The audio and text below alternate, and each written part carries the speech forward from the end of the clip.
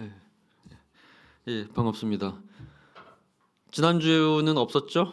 지난주는 이제 이창준 목사님 하셨고 학부모 교육 또 재밌는 거 하셨죠? 다시 또 재미없는 그렇지만 중요한 거 넘어가겠습니다. 기도하고 시작하겠습니다. 하나님 감사합니다. 오늘도 또 다시 아름다운 봄날 주시고 또 회복의 아침 주심을 감사를 드립니다. 예배하며 또 하나님의 말씀을 들었는데 그 말씀에 따라서 순종하며 사는 저희들의 은혜를 더해 주옵소서. 또 함께 또 사도신경 계속 공부함으로 또 우리 신앙의 고백의 근본을 또한 배우고자 합니다. 주님께서 지혜를 주시고 마친 시간까지 우리에게 지혜를 주시고 알 수 있는 은혜도 주시고 재미도 허락해 주시기를 소망합니다. 예수님 이름으로 기도합니다. 아멘. 자, 하겠습니다. 자, 4장입니다. 오늘 이제 강의안들 나눠 드린 거 보시고 이제 보시고 앞에 것도 보시면 좋을 것 같습니다. 자, 우리가 지난주는 이제 쉬었으니까 이제 두 주를 쉬었기 때문에 뭐 새롭게 뭔가 이전에 했던 것이 기억날 가능성이 없다고는 생각하지만 그래도 일단 좀 정리를 하자면 기독론까지 했습니다. 그러니까 이제 신론에 대해서 서론 얘기했고 신론 얘기했고 하나님 얘기했고 이제 기독론 얘기를 하면서 사도신경 전체 구절의 거의 뭐 절반 이상이 거의 한 주제 기독론에 이제 거의 몰빵돼 있기 때문에 그래서 이제 기독론이 굉장히 중요하다는 얘기를 했던 거 기억하시죠? 자, 그런데 이제 기독론 중에서도 이제 기독론이 이제 크게 두 개의 주제로 나뉜다는 얘기를 했습니다. 이게 도표에도 제가 다시 정리해서 해놨습니다. 그래서 크게는 이제 그리스도가 누구냐 하는 것이 이제 그리스도의 인격이라는 주제였고요. 그다음에 이제 그리스도가 도대체 뭘 했느냐 이게 이제 두 번째 주제였죠. 그래서 그리스도의 인격, 그리스도가 누구냐 할 때는 이제 그리스도는 이제 한편으로는 하나님이시다. 그러니까 100%참 하나님이시고 100%참 인간이시다 이렇게 얘기를 했는데 100% 하나님 얘기할 때 이제 그분의 신성 이제 삼위일체 하나님이죠. 성부와 성자와 성령이 본질상 똑같다. 이제 이 얘기를 하면서 이제 나는 그의 유일하신 아들 예수 그리스도를 믿습니다라는 고백이 이제 그걸 얘기하고 있다는 얘기를 한 거고요. 그다음에 이제 지난주로 이제 마무리했던 것이 이제 그리스도의 인성 문제였죠. 이 땅에 이제 인간이 되셔 오셨는데 100% 인간이시다. 자, 그런데 이제 그분 어떻게 해서 이제 인간이시게 되었고 그게 도대체 무슨 의미가 있는 거냐라는 얘기를 하다가 어쨌든 100% 우리랑 똑같은 분이다. 그런데 우리랑 다른 게 딱 하나 있다. 그게 이제 죄가 없으신 거다. 그러면 이제 생기는 문제가 그러면 그분은 죄가 없으신 인간이면 우리랑 똑같은 인간이 아닌 거냐? 이제 이런 얘기를 하면서 꼭 그런 건 아닌 거다. 우리랑 같은 인간이다. 그런데 이제 그분이 죄가 없는 이유는 신성과의 관계 때문이다. 이런 얘기를 하면서 막 복잡하게 얽혀 있는 이야기들 막 하면서 그래서 이제 신성과 인성이 막 분리돼도 안 되고 분열돼도 안 되고 나눠져도 안 되고 뒤섞여도 안 되고 혼합되어도 안 되고 그러니까 이제 우리가 지금 인간의 언어로 표현할 수 있는 것은 안 된다는 얘기밖에 못 한다. 왜냐하면 이제 이렇게 되어 있다고 얘기하는 순간 뭔가 이렇게 사실상 우리 언어를 넘어서는 하나님의 신비를 침해하는 것이 되기 때문에 그런 시도를 하다가 이제 이단으로 정죄된 사람들이 너무너무 많았다. 이런 얘기까지 했던 거 기억하시죠? 자, 거기까지가 이제 인격이었고 사실은 이제 사도신경, 그러니까 사도신경뿐만 아니라 저희가 이제 여러분들과 계속해서 할 게 이제 믿음에 대해서 할 때 사도신경 할 거고 소망에 대해서 얘기할 때 주기도문 얘기할 거고 그다음에 이제 행동, 사랑에 대한 얘기를 할 때 십계명 얘기할 건데 이 전체 사실은 제일 어려운 게 세 개 중에서 아마 사도신경이 제일 어려울 거예요. 왜냐하면 이건 교리 얘기하는 거니까 상대적으로 이제 기도나 또는 이제 십계명 얘기할 때는 좀 덜 어렵겠죠. 왜냐하면 이제 여러분들이 설교에도 많이 듣는 얘기고 대체로 또 여러분의 또 신앙으로 나름대로 실천하는 부분이기 때문에. 근데 이제 사도신경이 이제 세 개 중에 제일 어려운데 사도신경 내에서도 제일 어려운 거는 기독론이죠. 왜냐하면 이제 기독론 자체가 제일 복잡하니까. 그래서 이제 제일 복잡한데 또 그 기독론 중에서도 오늘부터 하게 될 사역보다는 지난주까지 했던 인격이 제일 어렵습니다. 그러니까 신성의 관계, 삼일체기 끝막 나오잖아요. 그다음에 인성 얘기할 때 신성과 인성 관계 하면서 이제 고대에 어떻게 이제 이 논쟁 가지고 막 치열하게 싸웠는지 300년에 걸쳐 가지고 어떻게 싸웠는지 어떻게 해서 이제 소위 이단들이 분리가 됐고 주장했던 것이 뭐고 이것이 왜 문제가 있는 거 이런 얘기를 한 거기 때문에 말하자면 이제 교회 역사에서 제일 어려운 주제들을 교리들을 얘기를 한 거란 말이죠. 그러니까 지금은 사실은 그 위기를 넘어갔습니다. 그러니까 제일 어려운 걸 이미 끝냈단 말이죠. 그다음 이제 그래서 이제 지금부터 나올 얘기들은 상대적으로 지난주까지 했던 거에 비하면 조금 덜 어려운 거라고 생각하시면 좋을 것 같습니다. 자, 어쨌든 이제 기독론입니다. 기독론에 이제 남아 있는 부분들은 이제 그리스도의 사역입니다.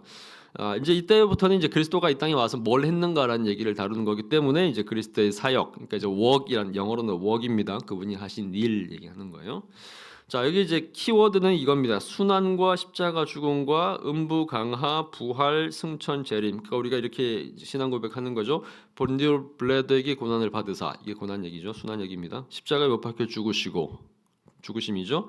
그 다음에 하나가 빠져 있습니다. 음부에 내려가셔 빠져 있고, 그 다음에 장사한 지 사흘 만에 죽은 자가 늘 다시 살아나심, 이게 부활이고, 그 다음에 하늘에 오르시어 전능하신 하나님의 편에 앉아 계시다가 승천하셨다는 얘기죠. 그 다음에 마지막에 되면 선자와 죽은 자를 심판하러 오신다. 재림과 심판 얘기죠. 이게 이제 예수님이 앞으로 일어날 일들, 그러니까 이미 하신 일과 앞으로 일어날 일까지 다 포괄하는 이제 그리스도의 사역을 얘기를 하는 건데, 딴 것들은 여러분들이 대략적으로 이제 어느 정도 들어본 얘기고, 아마 이제 뭐 우리가 구원 얘기할 때 교회에서 늘 십자가 관련된 뭐 신앙적인 주제를 설교할 때마다 반복돼서 나오는 얘기이기 때문에 어렵지 않을 가능성이 되게 높아요.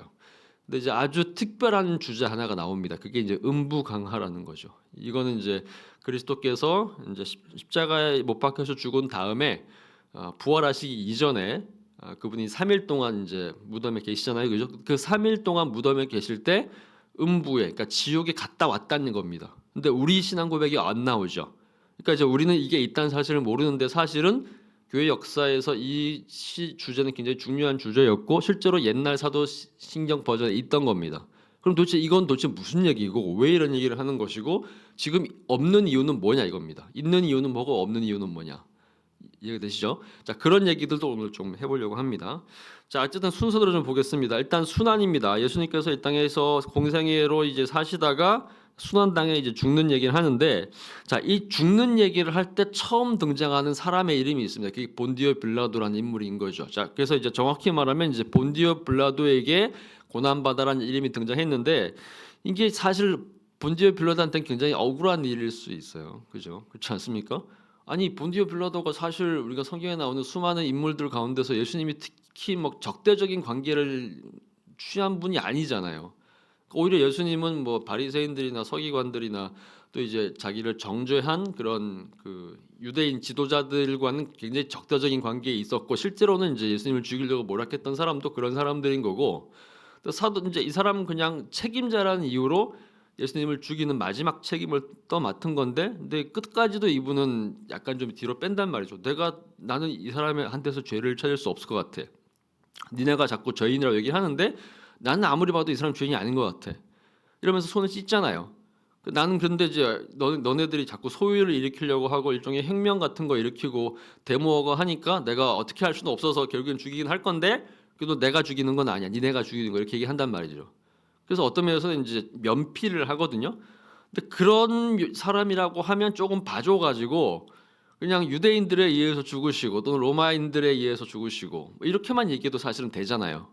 그런데 이 사람 이름이 나온단 말이죠. 그래서 끝까지 굉장히 그 불명예스러운 이름으로 교회 역사에서 내내 언급되는 이름이고, 아마 우리가 사도신경을 매주마다 예배 때마다 고백하는 교회가 우리만 고백하는 건 아닐 테니까 전 세계에 있는 지난 2000년간의 모든 교회가 이제 한 AD 한 800년 정도부터, 그때부터 이제 사도신경이 고백됐다고 한다면, 소위 이제 서방 교회, 가톨릭 교회랑 개신교회는 지난 1200년, 1300년 동안 매 예배 때마다 본디오 빌라도를 우리의 원수로 고백을 하고, 그러니까 그 존재했던 수많은 기독교인들의 입에 끊임없이 오르내린 사람인 거니까 어떤 면에서는 예수님 다음으로 많이 언급된 인물, 베드로나 바울보다도, 그죠?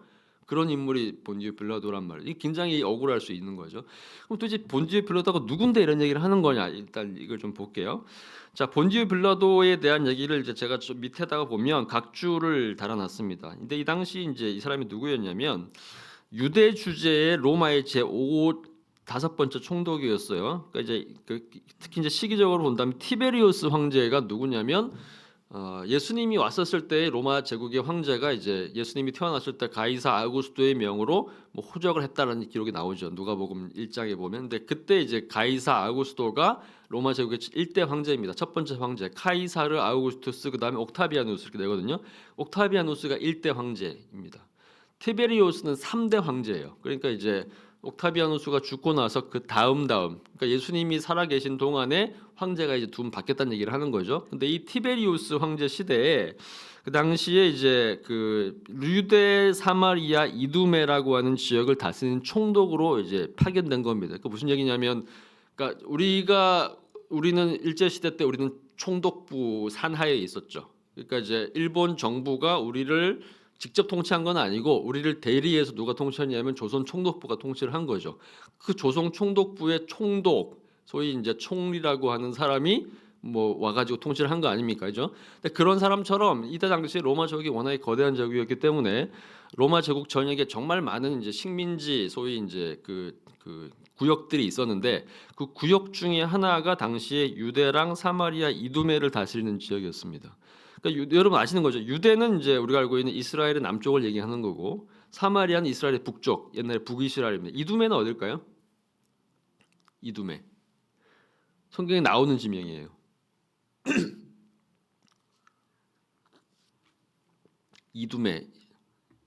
이두메하고 똑같은 지명인데 다른 발음으로 표기된 하나가 더 나오죠.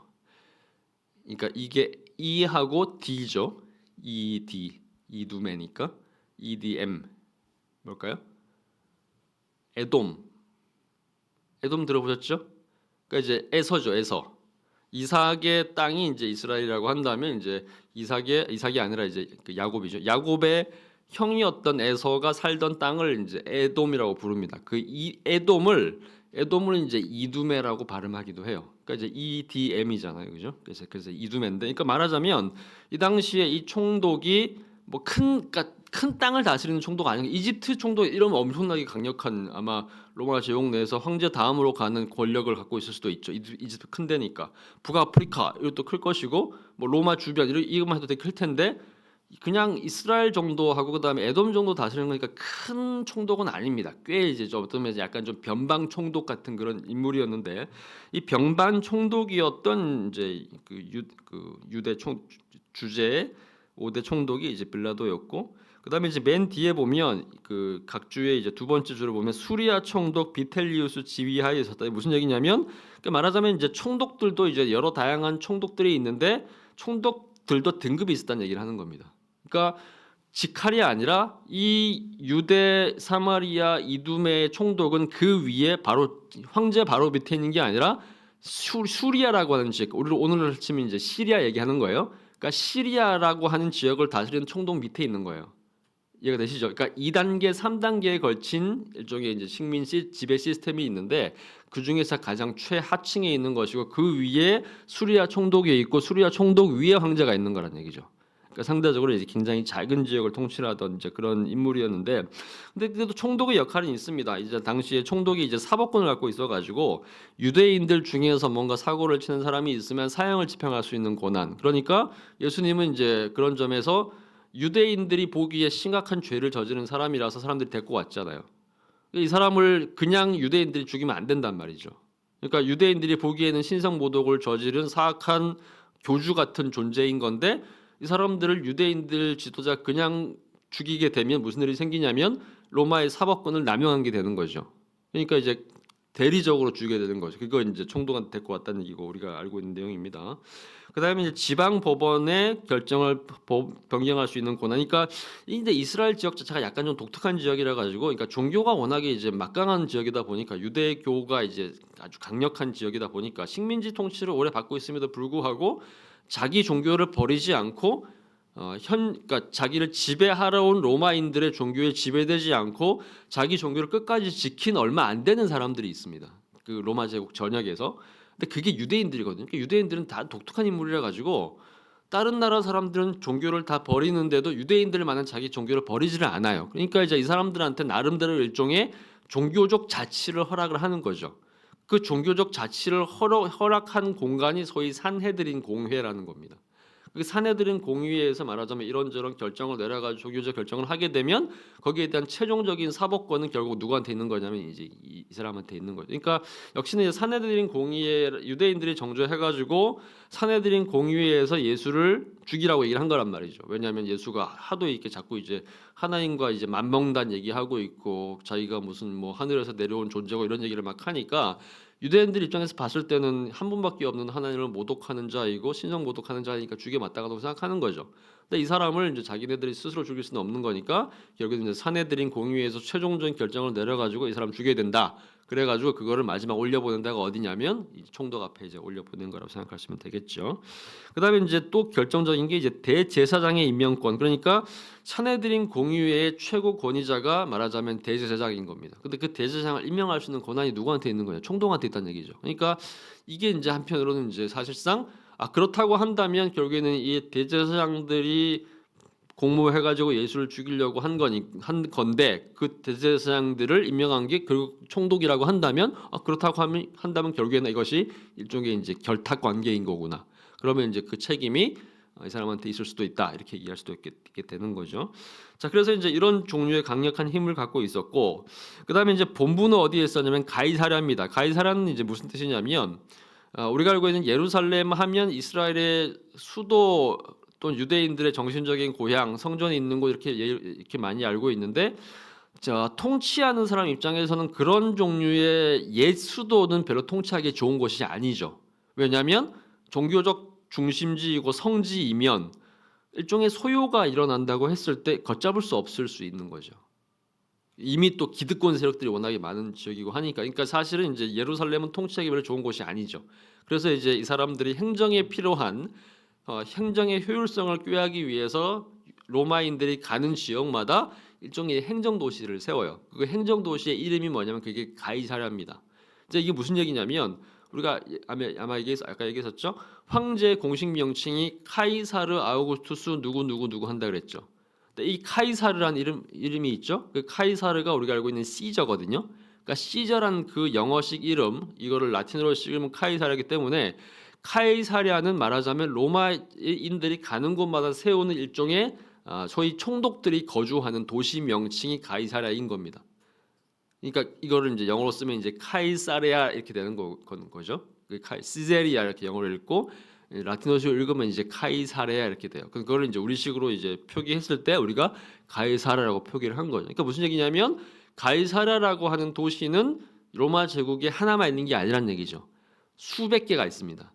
수백 개의 가이사라가 있는데 그 중에서도 이제 예루살렘 옆에 있는 가이사라는 어디에 있었냐면 그 바닷가에 있었어요. 그래서 이제 이게 나중에 어디로 나오냐면 사도행전 9장 10장을 보면 거기에 이제 베드로가 고넬료라고 하는 사람을 만나러 가는 장면이 나오죠, 그죠? 근데 고넬료가 직업이 뭐냐면 로마 군대의 백부장이었어요. 그러니까 로마 군대 백부장 얘기는 뭐냐면 로마 주둔군의 100명을 관장하는 군대 장교를 얘기하는 거죠. 우리로 치면 이제 중대장이 160명 정도를 관할하는 게 중대장이거든요. 그러니까 중대장 정도 되는 사람인데 이 사람이 그럼 왜 이제 어디 있었던 거냐? 로마 군대에 있었는데 이 사람이 이제 특이하게도 이제 하나님을 믿는 사람이 됐기 때문에 나중에 이제 베드로가 세례를 주잖아요. 근데 그 사람이 있는 지역의 도시 이름이 뭐냐면 가이사랴라는 얘기죠. 왜 그럼 거기 있는 거냐? 그러니까 군대가 어디 있겠어요? 소위 말해서 이제 총독을 지키는 부대 안에 있는 거죠. 그래서 가이사랴 이렇게 되는 거죠. 그래서 우리가 알고 있는 이 빌라도도 가이사랴에 있었던 인물이었고 아주 특별한 절기에만 이제 예루살렘에 이제 주둔을 합니다. 자, 근데 이제 고대 문헌에 의하면 이제 빌라도는 이제 기본적으로 일단 예수를 처형한 자 이렇게 기록들이 몇 개 나옵니다. 그러니까 성경에만 나오는 기록이 아니고 이 성경에서 이제 예수라는 존재를 처형한 자라는 것에 대한 외부 기록이 있을 거 아닙니까? 만약에 우리가 그냥 예수라는 존재가 뭐 BC 4년, AD 1년 어간에 팔레스타인 지역에 살았다. 그리고 그를 나중에 빌라도라는 사람이 죽였다라고 얘기하면 그게 역사적 증거가 있어야 될 거 아닙니까? 우리끼리만 하는 얘기고 아무도 안 믿는 얘기고 역사적 증거가 없으면 고고학적으로나 역사적 증거가 없으면 그거는 완전히 그냥 우리끼리만 하는 그냥 전설적인 얘기가 되고 마는 거죠. 근데 사실은 이제 기록이 있거든요. 근데 이제 예수님께서 이제 돌아가시는 그 이후에 예수님에 대한 얘기보다는 주로 빌라도에 대한 얘기가 나오겠죠. 왜냐하면 이제 빌라도가 로마 제국의 행정장관이다 보니까 소위 이제 총독이다 보니까 당연히 이제 로마 제국이 남긴 수많은 이제 기록들에 근거하면 빌라도라는 사람이 나올 거 아닙니까? 그러니까 빌라도라는 이름이 사실은 이제 이 소위 공식 행정문서에 나온단 말이죠. 그 사람에 대한 이제 글을 찾다 보면 몇 가지 이제 일종의 평가 같은 것들이 있습니다. 타키투스라고 하는 이제 로마 시대의 학자가 예수 그리스도를 처형한 자라고 하는 기록이 나오죠. 그러니까 이게 진짜로 성경에 나온 얘기가 사실이구나라는 것을 확인할 수 있습니다. 자, 그다음에 이제 굉장히 좀 나쁜 얘기를 하는 글이 있습니다. 그 필로라고 하는 사람이 이제 쓴 글인데 뭐라고 얘기했냐면 이 빌라도는 뇌물을 좋아하고 신을 모독하며 사람에게 공평하지 않은 재판을 하고 근거에도 없는 중형을 내리기로 유명한 자다 이런 얘기를 했습니다. 이건 굉장히 좀 나쁜 얘기잖아요. 근데 그러면 이제 왜 이런 얘기를 했을까? 이거 정확히 보면 이제 예수님 사건에 해당되는 것처럼 보이기도 합니다. 그죠? 이제 근거에도 없는 중형을 내리고 공정하지 않은 재판을 한다 이렇게 얘기하는 거를로 봐서 예수님한테도 해당되는 얘기이기도 한데, 근데 이 얘기는 그냥 사실 이제 예수님한테만 해당되는 건 아니고 이 당시에 유대인들이 갖고 있던 공통의 평가였던 것 같아요.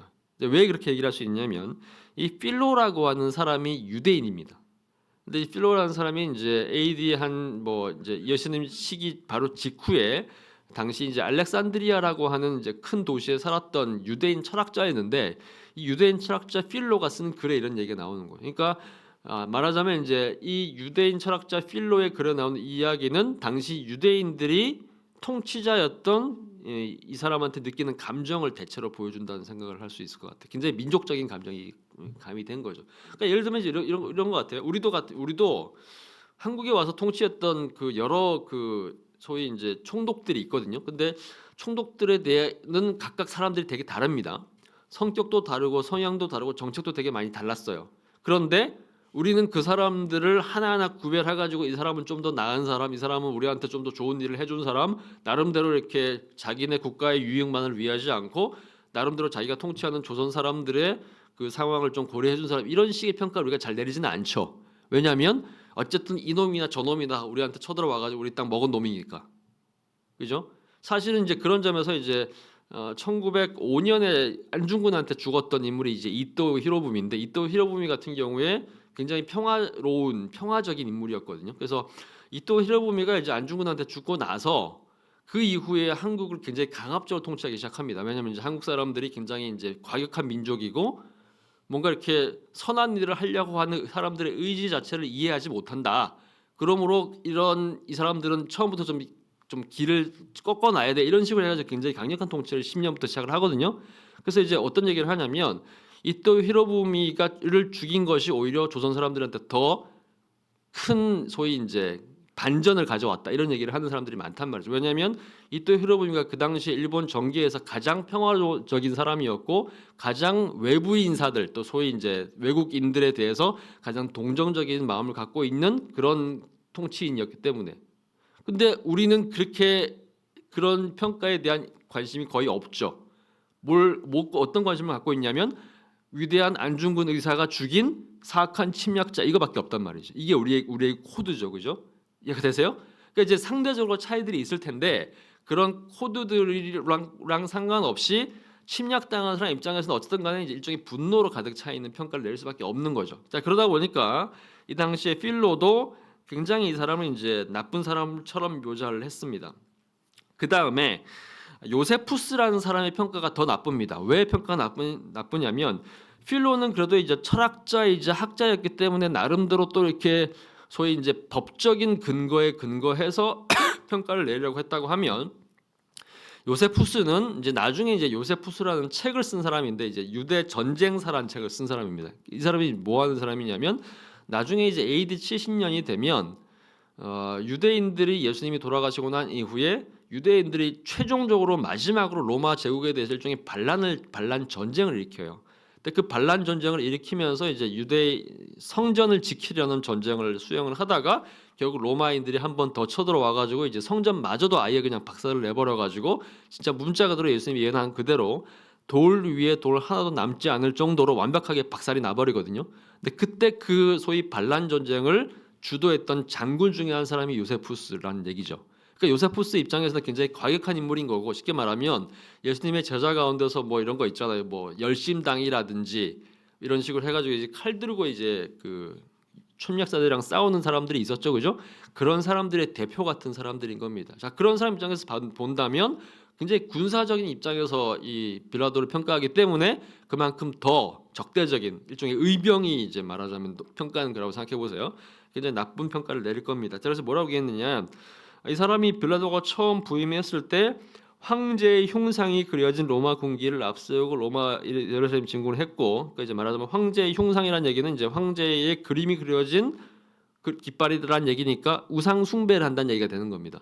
그러니까 유대인들은 어떤 종류의 그림도 그리지 않잖아요. 형상도 그리지 않죠. 그런데 로마의 황제의 얼굴을 그린 깃발을 들고 들어왔다. 그러니까 무슨 얘기냐면 로마 황제가 바로 신이다라고 선하고 들어왔다는 얘기가 되는 겁니다. 그러니까 말하자면 굉장히 신성모독적인 발언을 행동을 하고 들어왔다는 얘기를 하는 것이고, 자 그렇게 왔을 때 이거를 이제 거부했던 유대인들을 하기에 5일 동안 창검을 거둘면서 거부하는 자는 다 죽여라 학살을 명령하고, 그다음에 이제 만행을 저질렀고 결사저지하는 유대인들의 기세에 밀려가지고 잠시 퇴각을 했지만 그다음에 다시 한번 또 이렇게 쳐들어와가지고 살상을 했던 인물. 그러니까 이제 이 요세푸스가 아니라 이제 우리 빌라도에 대한 평가는 그런 점에서 약간 좀 공정한 평가가 있는 반면에 그냥 객관적인 평가가 있는 반면에 굉장히 적대적인 평가가 이제 공존하는 겁니다.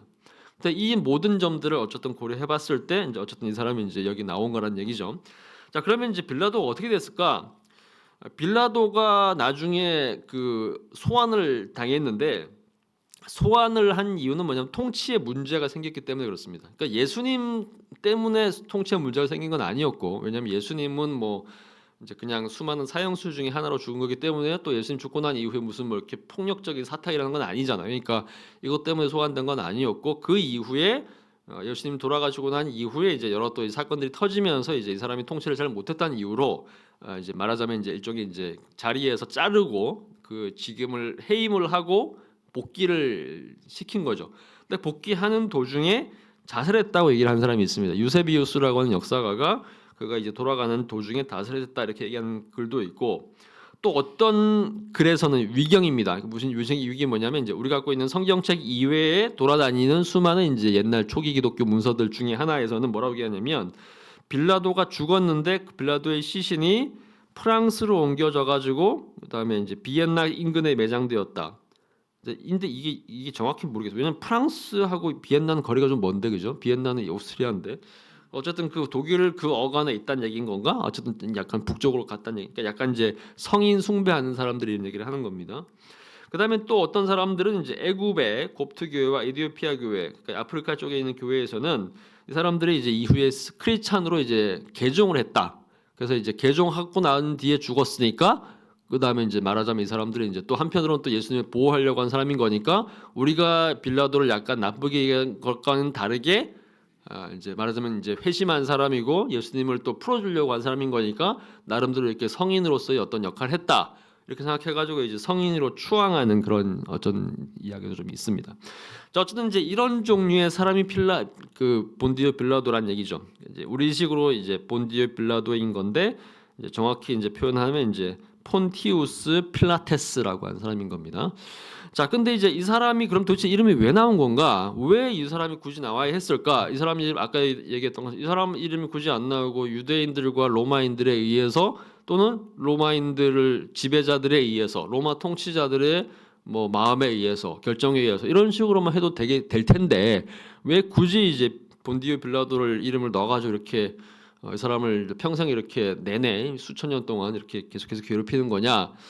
아마도 이제 추측하기에 아마 이제 이 책을 이 사도신경을 이제 8세기 9세기에 사람들이 이제 편집을 했을 때 예수님의 죽음의 구체성, 역사적 구체성을 아마도 드러내려고 하는 게 아닐까 이렇게 이제 추측을 합니다. 이게 무슨 얘기냐면 그 이전에 있었죠. 이 사도신경에서 이름 등장한 사람은 두 사람이 있거든요. 그죠? 누가 있습니까? 하나가 동정녀 마리아고 하나가 본디오 빌라도예요. 그러니까 예수님의 이 모든 역사에서 이름 등장한 사람 두 사람밖에 없습니다. 빌라도하고 이제 마리아죠.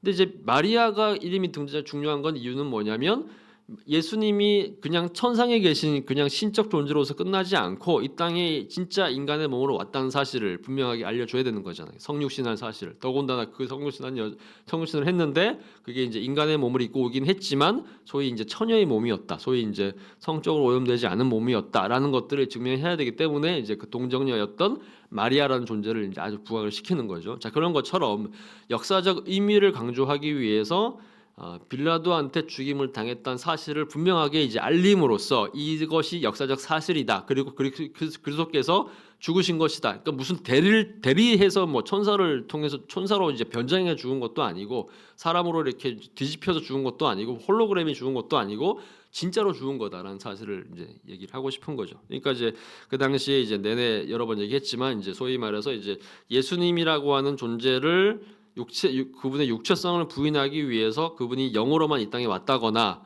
아니면 이제 실제로 영으로 왔는데 우리 사람의 눈에만 육체로 보였다고 주장한 사람도 있다고 얘기했죠. 영지주의자들 그런 사람들한테 이제 반박하는 굉장히 중요한 진술이 마리아라는 구체적인 존재, 그다음에 빌라도라는 구체적인 존재를 얘기를 하는 거겠죠. 이제 그런 점에서 어쨌든 이제 구체적인 이름과 시대가 등장을 합니다.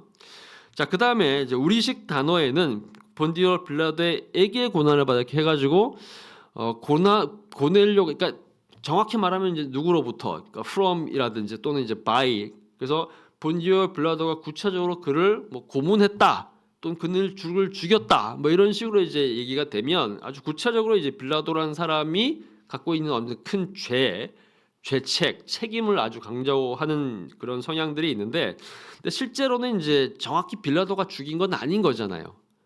그죠? 빌라도가 죽인 건 아닌 거죠.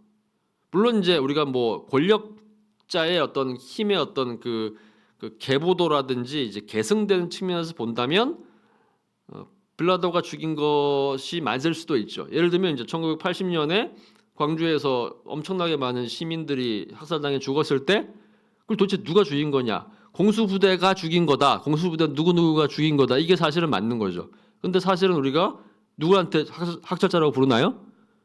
전두환을 학살자라고 부르거든요. 그러면 전두환이 와가지고 총사 죽었나요? 죽였나요? 아니잖아요. 근데 그 명령권자, 최종 명령권자가 전두환이었기 때문에 광주 학살을 얘기할 때 전두환의 책임 소재를 묻는 거란 말이죠. 근데 그런 개념으로 본다면 이제 이 빌라도한테 책임이 가긴 합니다. 그런데 이제 구체적으로 이제 by from으로 써버리면 실제로 이제 빌라도가 역사적 상황을 잘 모르게 된다면 빌라도가 직접 예수님을 뭐 이렇게 칼로 찔러 죽였다거나 이런 식으로 오해될 수 있기 때문에 그런 점에서 이제 by나 from보다는 그거보다는 이제 under란 개념이 사실은 더 맞는 개념이라고 생각해도 좋죠. 그러니까 빌라도 통치 하에서 그래서 이제 우리가 갖고 있는 성경은 그냥 빌라도에게 고난을 받아 이렇게 해서 에게 또는 이제 from, by 뭐 이런 개념을 많이 쓰긴 하는데 요즘 번역되는 이제 많은 성경책들은 이렇게 씁니다. 언더란 단어를 많이 써요. 그래서 성공의 사도신경을 보면 본디오 빌라도 치하에서 이렇게 번역을 한다거나 또 이제 천주교 사도신경에도 이제 본디오 빌라도 통치 아래서 이렇게 얘기를 합니다. 언더. 영어로도 이제 언더 폰티오스 파일레치 이렇게 나오고 라틴어로는 이제 sub이죠. sub. 수브 이제 폰티오 필라토 이렇게 나옵니다. 그다음에 이제 니케아 콘스탄티노플 신조에서도 이제 폰티오 빌라도 치하에서 이렇게 이제 번역을 하기 때문에 그러니까 정확하게 말하면 이제 언더가 사실은 더 맞는 표현이죠. 또 한편으로 이제 빌라도라는 사람한테 이제 너무 과도한 책임을 지우지 않고 연대 책임을 또 이제 받게 하는 그런 의미에서 본다면 바이나 프롬보다는 이제 언더가 좀 낫겠다 이렇게 생각하는 거죠. 자 그러면 이제 남은 구절입니다. 본디오 빌라도에게 고난을 받아 이렇게 나옵니다. 고난을 받는다. 고난 받는 건 도대체 뭐냐? 자 우리가 고난에 대한 표현을 쓸 때 이제 뭐 고난주일 이런 단어 쓰죠. 그래서 여러분들이 우리 고난주일 동안에 뭐 이렇게 열심히 이제 새벽기도 하자 오늘 주일 설교도 했는데 자 고난주일이란 단어를 정확히 이제 딴 데서는 이제 뭐라고 쓰냐면 순환절이라는 단어를 쓰죠. 순환주일. 이제 예를 들면 이제 여러분들이 아는 영화 중에 패션 오브 크라이스트라는 영화가 있죠. 멜 깁슨이 만든 뭐 피 철철 흐르는 그 이제 완전 하드고어 같은 예수님의 이제 그 핍박을 이제 피 흘림을 이제 엄청나게 이제 선정적으로 보여주는 그런 영화인 건데 근데 그 표현이 이제 패션이죠. 패션. 근데 패션은 열정을 얘기하는 게 아니라 이제 순환을 얘기하는 겁니다. 그래서 순환이라는 단어를 쓰기도 하고 이제 고난이라는 단어를 쓰기도 합니다. 자, 근데 예수님의 이 순환은 도대체 어떤 의미인 거냐? 일단은 이제 여기서 이렇게 나오죠. 본디오 빌라도에게 고난을 받아. 근데 이제 이게 제가 보기에 본디오 빌라도에게 고난을 받아라는 이 단어 안에 사실은 그 이전 스토리가 다 포함되어 있다고 생각해야 될 것 같아요. 이게 무슨 얘기냐면 우리가 갖고 있는 사도신경의 고백에 근거하면 지난주까지 봤던 그리스도의 인격이라는 주제가 어디서 끝나냐면 동정녀 마리아에게 나시고까지 나옵니다. 그러니까 아기로 태어난 것까지가 마지막 얘기거든요. 근데 사실은 예수님께서 아기로 태어난 게 마지막이 아니잖아요. 그죠? 33년 동안 사신 거니까 아기로 태어난 이후부터 33년 동안 사셨는데 아기로 태어나 가지고 자라시고 그죠? 그러다가 30살 돼가지고 예수님께서 공생애를 시작합니다. 공생애를 시작하면서 뭐 사람들한테 모욕당하고 뭐 고통당하고 욕먹고 뭐 심지어는 가끔 두드려 맞기도 하고 뭐 굶기도 하고 이런 일들이 막 벌어졌단 말이죠. 그러니까 이 모든 것들이 말하자면 큰 그림에서 일종의 순환의 과정인 거죠. 근데 이 사도신경에는 뭐라고 나오냐면 본디오 빌라도에게 고난을 받으라고 하는 것이 사역의 첫 번째 메시지로 나옵니다. 이게 무슨 얘기냐면 그러니까 본디오 빌라도하고 예수님께서 마리아한테 태어난 것까지 그 중간 30년 있잖아요. 그 중간 30년에 대한 모든 기록을 한 단어로 압축하는 거죠. 그게 뭐죠? 고난을 받으사라는 단어로 이제 한다는 얘기죠. 그러니까 예수께서 태어나셔부터 사실상 돌아가실 때까지 예수님께서 하셨던 30년의 모든 생애는 뭘 의미하는 거냐? 소위 말해서 이제 순환을 위해서 준비하는 과정이자 실제로 이제 마지막 죽음까지 가는 모든 과정을 이제 설명하는 거죠. 그 단어를 그거를 한 단어로 이제 설명을 한 겁니다. 고난을 받으사라는 단어로. 자, 그런 게 이제 순환의 전체성에 대한 얘기예요. 재판받고 처형당한 그 날만이 아니라 성육신과 생애 전부 그다음에 이제 실제적으로 이제 딱 정확하게 이제 정해진 그 30년 기간 동안에 예수님께서 이 땅에 계시면서 이 땅에서 이제 살아가는 죄인들에 대한 동정. 그러니까 그냥 하늘에서 물론 하나님은 이제 전지전능하신 분이니까 하늘에 그냥 계시기만 하셔도 인간의 고통과 인간의 죽음과 인간의 어떤 절망들과 암울한 뭐 소망 잃은 어떤 상태 이런 것들에 대한 인식을 물론 하실 수도 있겠지만 인간의 몸을 입고 오셔서 인간과 똑같은 한계 상황 속에 실제로 처하신 거죠. 그죠? 그때 예수님께서 공감하시는 측면은 하늘에서 이제 물론 이제 다 이해는 하시지만 지적으로 이해하는 것 이상으로 분명한 모범이 되는 거잖아요. 이제 그런 점에서 이제 성육신의 모든 과정을 이제 보여주시는 것이다 이렇게 얘기할 수 있겠습니다. 그래서 이제 동정과 속죄의 죽음에 대한 자익도 갖고 계셨고 실질적인 모욕도 당하시고 박해를 당하시고 결국 처형까지 당하신 뭐 이런 것이죠. 자, 그러면 도대체 왜 죽었느냐 이겁니다. 왜 순환을 당했느냐, 고난을 당했다 얘기하는데 고난 당한 이유는 크게 이제 두 가지입니다. 하나는 이제 성부의 명령이었던 거죠. 성부께서 그것을 요구하셨고 요청하셨기 때문에 아버지의 뜻을 따르기 위해서 이제 순종하신 거죠. 그러니까 예수님도 사실은 육체를 갖고 있는 인간으로서 갖고 있는 한계성이 있었기 때문에 인간과 똑같으니까 그래서 이 잔을 내게서 옮겨 달라고 이제까지 얘기하실 만큼 인간의 어떤 고통의 처절함을 이제 느꼈던 분인 거죠. 어떤 고통에 대한 감각도 가지셨기 때문에 그런 고통을 당하고 싶지 않으셨고, 그 다음에 무엇보다도 하나님으로부터 버림받는 아버지로부터 버림받는 고통에 대한 슬픔 때문에 고함을 지르셨잖아요. 아버지, 도대체 나를 왜 버리십니까? 이렇게 얘기했단 말이죠. 엘리 엘리 라마 사박다니 하시면서. 근데도 최종적인 이제 결론은 아버지의 뜻을 따르겠다고 얘기를 하시는 거죠. 그러니까 하나님의 뜻에 대한 이제 온전한 순종이 이제 순환의 이유였고, 그다음에 이제 니케아 콘스탄티노플 신경하고 그다음에 이제 베드로전서 2장 21절 그 밑에 제 구절을 써놨습니다. 이제 보면 이렇게 나옵니다. 너희를 위하여 고난을 받으사 너희에게 본을 끼쳐 그 자취를 따라가게 하려 하심이라. 그러니까 왜 순환을 당하셨느냐? 우리를 사랑하셨기 때문에. 그다음에 이제 우리한테 본을 보여주시기 위해서 우리를 위하여. 라는 이제 단어가 이제 반복적으로 나오죠. 그러니까 하나님의 뜻을 그러니까 동시적인 거죠. 아버지를 위해서 그 다음에 우리를 위해서 하늘에 있는 아버지를 위해서 땅에 있는 우리를 위해서 동시적으로 그분이 속죄를 당하신 이유다 이렇게 얘기를 합니다. 자, 그러면 이제 그리스도의 순환과 성도의 고난과의 관계. 그러니까 우리가 예수님과 같은 고난을 당하지는 않습니다. 왜냐하면 이제 우리가 예수님처럼 인류의 모든 죄를 대신해서 죽는 건 아닌 거니까, 그죠? 물론 예수님처럼 십자가 달려 죽을 수도 있고, 뭐 목이 잘려서 죽을 수도 있고, 뭐 순교를 당해 죽는 일도 생길 수 있는 거니까 고통의 무게는 이제 육체가 당하는 고통의 무게는 거의 비슷할 수도 있고, 뭐 그보다 더 할 수도 있을 수도 있어요. 어떤 면에서는 만약에 이제 예수님처럼 이렇게 그냥 한 8시간 정도 이렇게 매달려 있는 것이 아니라 만약에 3살 동안 더 버틴 사람도 있단 말이죠. 그러면 더 고통이 심해질 거 아닙니까?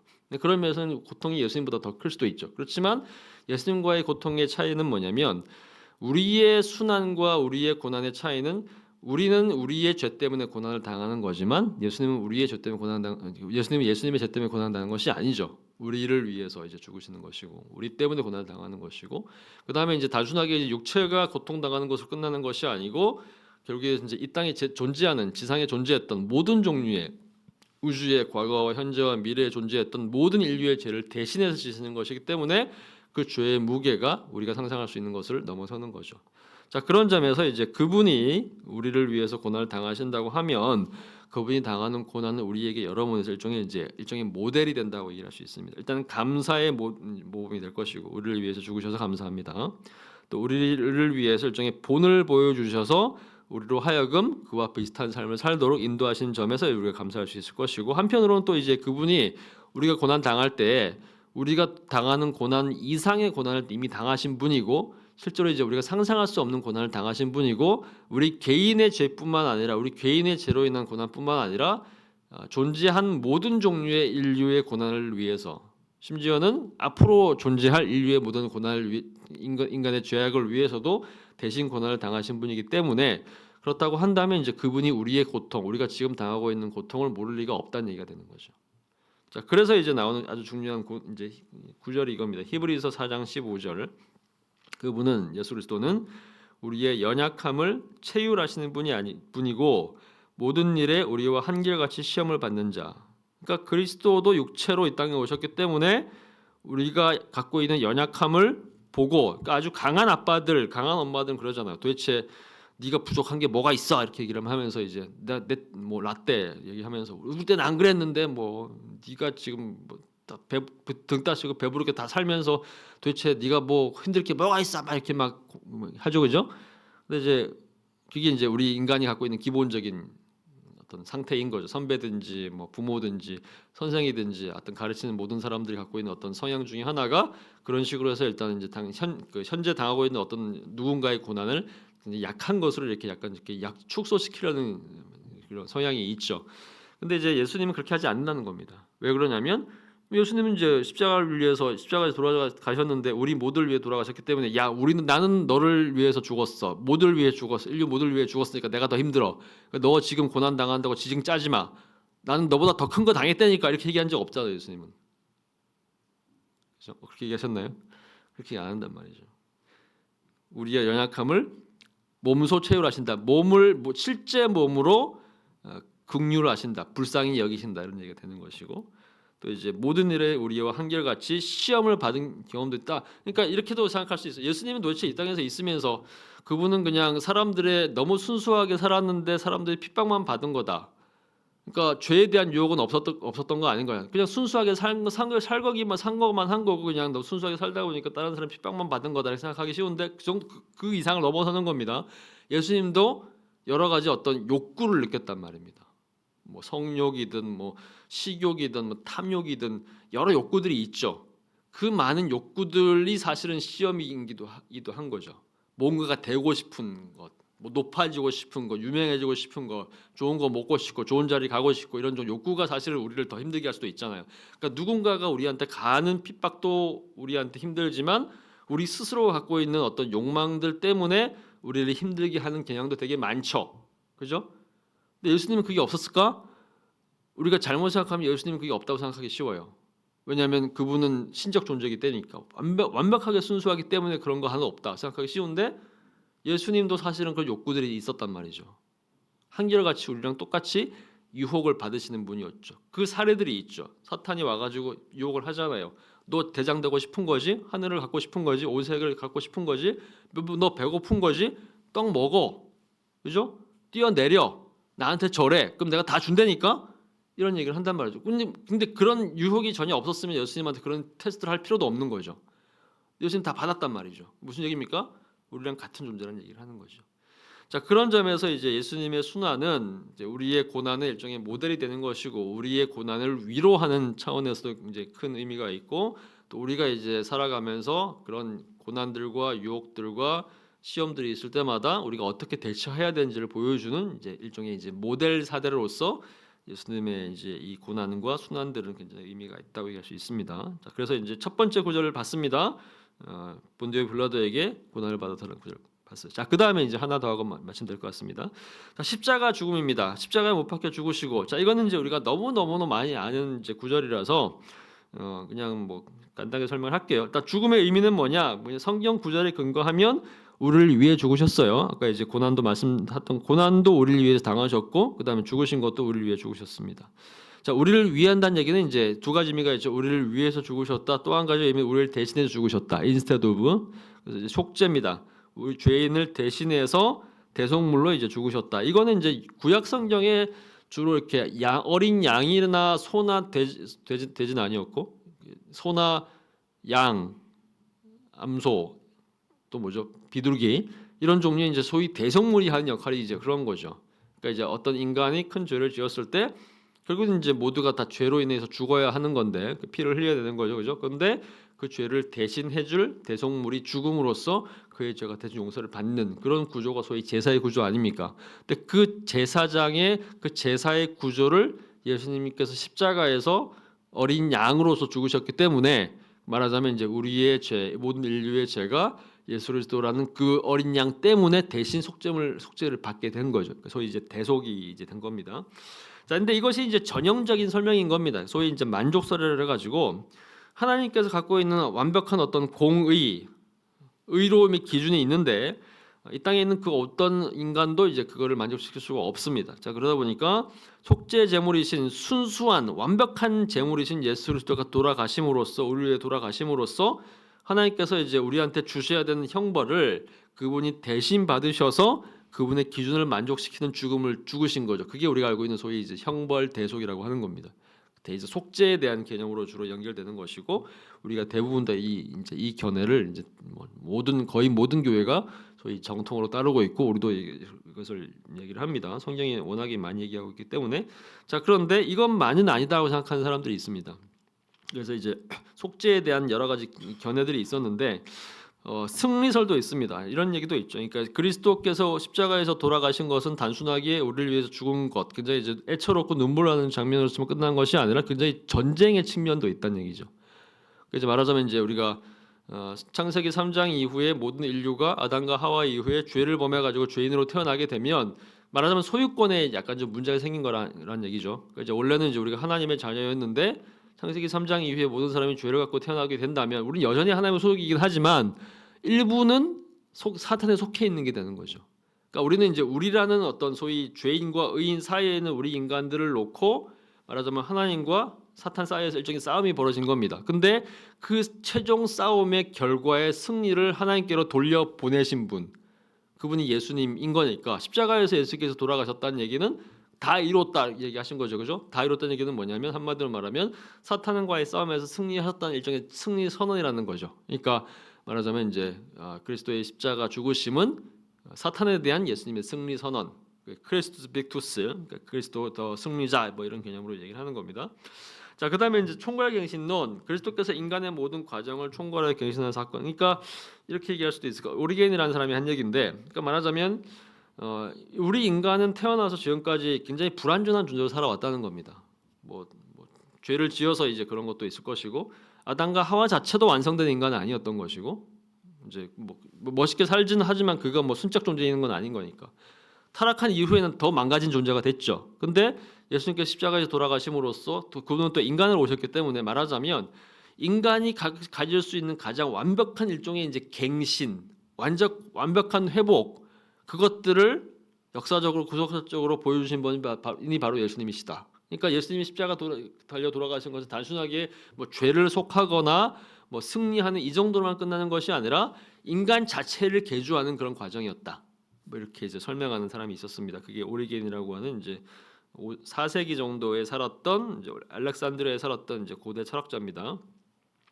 자, 그다음에 이제 도덕 가마설이라고 하는 것이 있죠. 이건 뭐냐면 감동을 주는 거죠. 그러니까 이제 하나님의 사랑 얘기를 합니다. 그러니까 우리가 이제 사랑 얘기할 때 이제 가장 많이 나오는 표현인 건데 하나님이 우리를 얼만큼 사랑하셨으면 우리를 위해서 자기 자녀를 보내셨을까 이렇게 얘기 많이 할 때 그 하나님이 이제 엄청난 사랑의 표현이 바로 이제 예수님이다.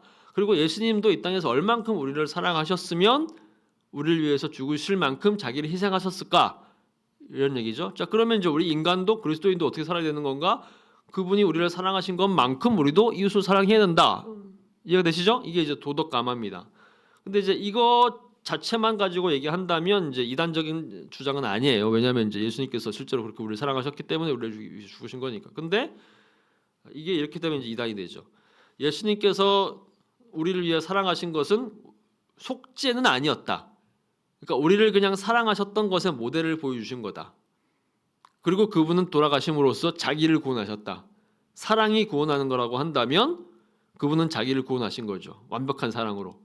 그러면 이제 모든 인간들은 어떻게 구원받는 거다. 예수님의 모범을 따라가서 그분이 살아가신 것처럼 우리도 딴 사람 사랑하게 되면, 그토록 열심히 사랑하면 우리도 우리의 사랑에 의해서 어떻게 된다? 각각 개별적으로 다 구원받는다. 대속 개념이 없는 거란 얘기죠.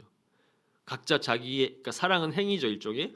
각자 자기의 행위로 소위 이제 자기 구원을 이루어 가는 거죠. 여기 이제 두 가지 문제가 생깁니다. 소위 말해서 이제 그리스도의 대속이라는 개념을 부인하게 되는 것이고, 또 한 가지는 일종의 행위 구원으로 연결되는 거죠. 그러면 이 두 가지가 문제가 생기면 이제 도덕가마가 원래 그런 주장은 아닌 건데 그렇게 주장을 해가지고 이제 원죄도 이렇게 부인하고, 왜냐하면 이제 원죄 같은 거 없다, 모두가 다 자기 죄를 갖고 태어나는 것이고 자기는 자기가 구원하는 거다, 이렇게 얘기를 해버리면 요즘 그렇게 많이 얘기하죠. 그러면 이제 실제로 이제 그리스도가 대속주의 주인 것은 아니고 그냥 각자 이제 자기가 살 수 있는 삶의 어떤 모범을 보여주신 것이 지나지 않는다 이렇게 한단 말이죠. 이거는 약간 좀 신학적 문제가 있게 되는 겁니다. 자, 그 다음에 이제 십자가로 죽으신 이유는 뭐냐? 도대체 왜 그러면 이제 수많은 죽음의 당시에 형벌들이 있었는데 예수님 도대체 왜 십자가로 죽었을까? 이왕이면 십자가 말고 그냥 뭐 수장당해 죽거나 목 잘려서 죽거나 또는 뭐 교수형으로 죽거나 뭐 되게 다양한 거 많았는데 도대체 왜 하필이면 십자가로 죽었느냐?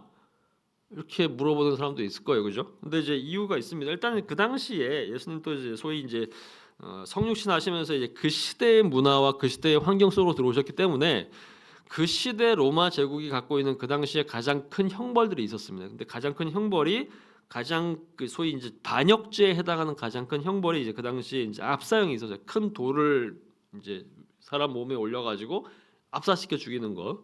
그다음에 이제 뛰어내려서 이제 죽이게 하는 거. 그러면 이제 몸이 완전히 다 으스러지겠죠, 그죠? 압사랑 이제 비슷한 겁니다.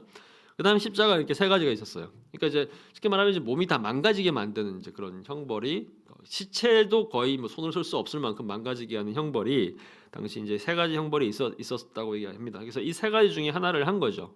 그게 이제 그래서 이제 일단 가장 큰 중죄인으로 일단 처리를 한 거고요. 그러면 이제 참수형은 도대체 이제 왜 그러면 이제 없었던 거냐? 기록에 근거하면 참수형은 한편으로는 참수형이 그 사형이지만 그래도 좀 덜 고통스러운 죽음일 수 있어요. 왜냐하면 이제 압사형이나 투신형이나 십자가 같은 경우는 그 공포가 지속되잖아요. 죽기까지 바로 죽는 건 아닐 테니까. 근데 참수형은 어떻게 되죠? 한 번에 그냥 물론 이제 칼을 잘 써야 되겠죠. 소위 이제 엄청나게 좋은 실력이 좋은 소위 이제 칼 치는 사람, 소위 이제 뭐라 그러죠 이걸 칼 치는 사람을 우리나라 옛날 말로 망나니가 그래서 칼을 되게 잘 쳐야 되잖아요. 한 번에 끝내야지 이게 고통이 없는 건데 몇 번 해가지고 이제 댕강댕강 하면 너무 상상하지 마세요.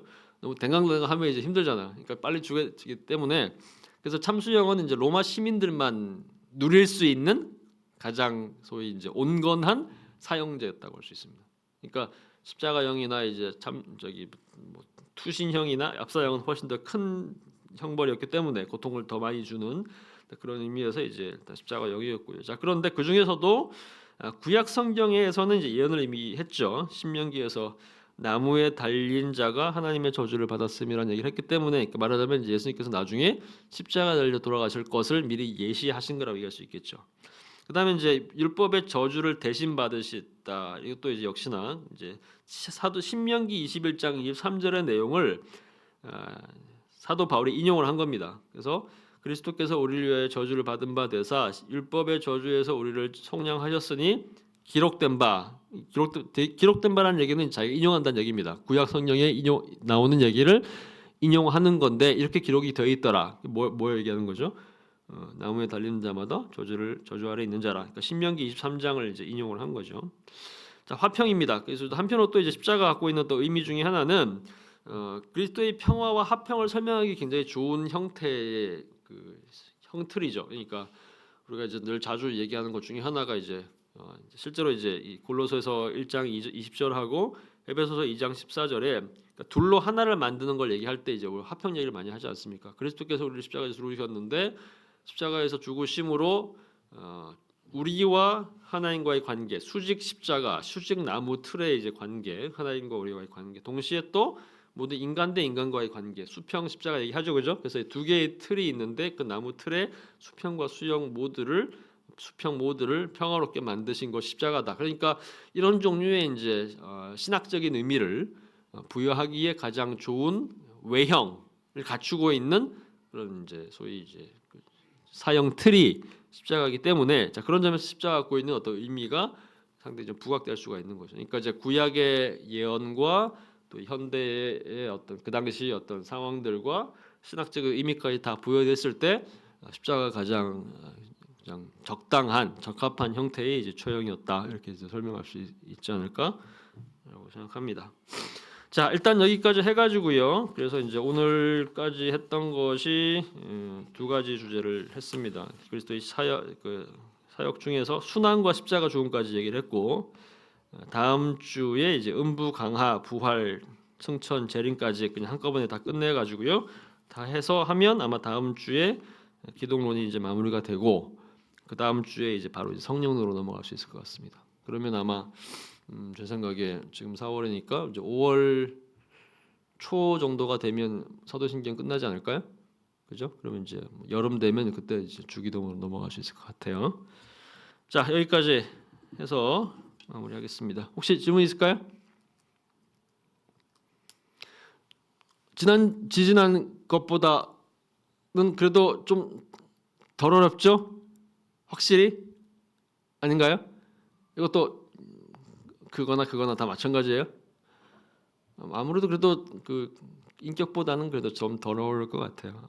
여러분 다 많이 들으신 내용일 테니까. 자 여기까지 하고 마무리하겠습니다. 감사합니다. 다음 주에 뵙겠습니다.